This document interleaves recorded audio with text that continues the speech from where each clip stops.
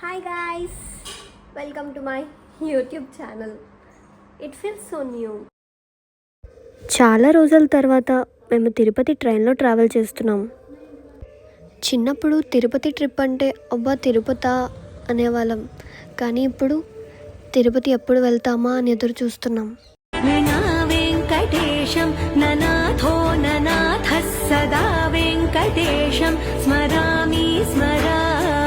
తిరుమల అంటేనే ఒక వైబ్ ఉంటుంది కదా, ఏదో ఒక పండగలా గోవింద గోవింద అంటూ. నేను ఎప్పుడు తిరుపతి వెళ్ళినా మ్యాంగోస్ మాత్రం అస్సలు మిస్ అవ్వను.